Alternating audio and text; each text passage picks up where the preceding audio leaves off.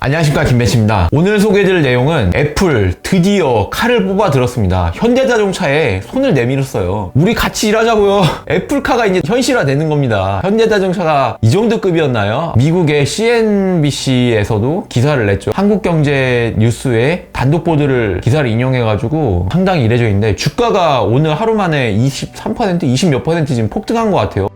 골자가 뭐냐? 기사의 내용을 좀 잠깐 간단히 볼게요. 애플에서 현대자동차에 손을 내밀고 같이 일하자. 우리가 소프트웨어 될 테니까 너네가 하드웨어를 대라. 애플카 하는데 공급해줄 수가 있냐? 그 내용 기사만 보면 현대자동차 회장의 대가만 남았다라고 하는 거예요. 과연 이게 믿을만한 소식인지 모르겠는데 이미 물밑 작업 거의 다 돼 있다는 거죠. 기사로 나올 정도면. 그리고 단독으로 나왔다는 거는 누군가가 흘렸다는 거고요.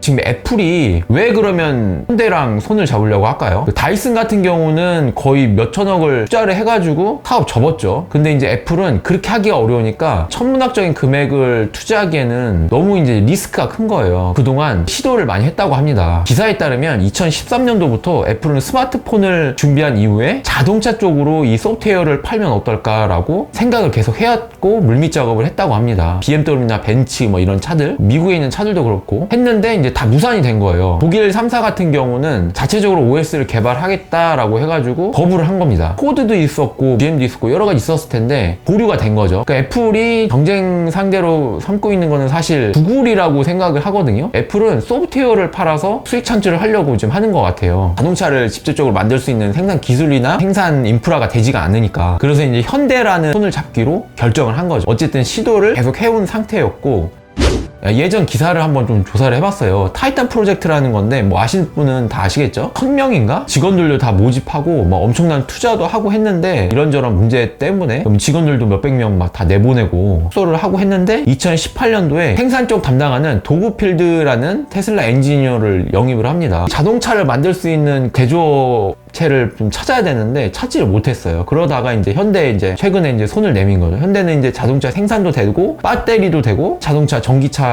생산하고 있으니까 기본적으로 자율주행에 필요한 기술력을 가지고 있는 모셔널이라는 합작 회사도 이제 가지고 있는 거고요. 그러니 애플이 그 자율주행 기술과 하드웨어의 중간에 소프트웨어만 딱 깔아주면은 둘이 연결관계를 이어줄 수가 있는 거예요. 현대가 지금 부족한 게 소프트웨어잖아요. 테슬라는 자체적으로 소프트웨어도 만들고 하니까 문제가 없고, 구글은 어떻게 할지 모르겠어요. 구글도 이제 소프트웨어를 팔아야 되는데 구글의 웨이모라는 게 있잖아요. 근데 포드하고 예전에 2016년도에 셀스에서 합작한다 막 이런 막 발표만 남았다 했는데 결국에는 그게 무산됐죠. 그래서 이런저런 각 기업 간에 얽혀져 있는 그런 여러 가지 상생의 구조를 가지고 있는 것 같고요. 서로 여러 가지 이런 기업들이 서로 상생의 관계 또는 뭐 경쟁의 구도로 얽히고 설켜 있는 것 같습니다. 그러면 왜 지금 전 세계적으로 특히나 미국에서 애플이 현대에 손을 내밀었던 이런 게 기사화되고 이슈화가 되고 있는 건지 한번 알아보려고 하는데요. 기존에 애플이 이렇다한 뭐 애플카를 내놓은 것도 아니고 뭐 이럴 게 뭐 없었어요. 근데 지금 뭐 구글 웨이모는 좀 크게 되는데 약간 주춤한 상태고요. 근데 테슬라가 거의 전기차, 혹식하다시피 하는 거예요. 그러니까 스마트카라고 할 수가 있는데 자율주행도 되고 전기차도 거기에 이제 들어가는 거예요. 애플카를 내면서 테슬라하고 경쟁 구도를 이루려고 하는 거죠. 실제로도 테슬라는 구글은 피아트라든지 뭐 이런 쪽에 손잡으려고 하니까 경쟁 상대라고 이렇게 보지 않는 것 같아요. 테슬라는 애플을 경쟁 상대로 좀 보고 있는 것 같기도 하고요. 본 동영상 한번 보시면은 이렇습니다. How do you assess what they're doing? Say, Google's a competitor because they're not a car company. We would compete with somebody perhaps that they license technology to, but not to them directly. Right. Apple? Yeah, that'll be more direct. That'll be more direct? Yeah. Okay, so they're going to be Given more they've hired a lot direct. of How do you Tesla assess it? I mean, I say I think it's great that they're doing this, and I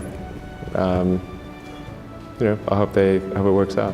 지금까지 전기차에 대해서는 테슬라의 독주가 좀 있었죠. 그리고 자율주행 기술 관련해서는 구글의 웨이모가 있었고, 근데 이제 애플이라는 엄청난 회사가 현대하고 앱티브라는 이런 걸 등에 업고 그 테슬라하고 거의 양강구도로 맞이하게 생겼습니다.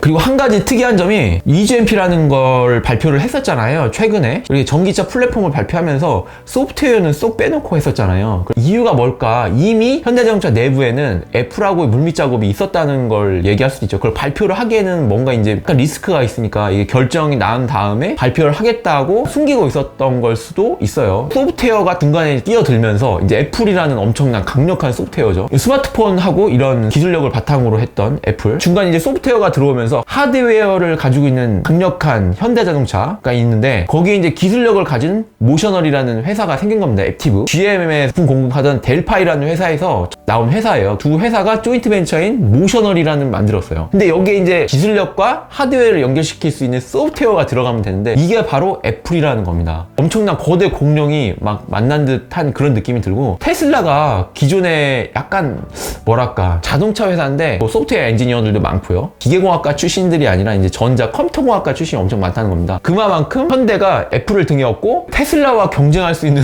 전 세계 양강구독으로 될 수가 있는 거예요.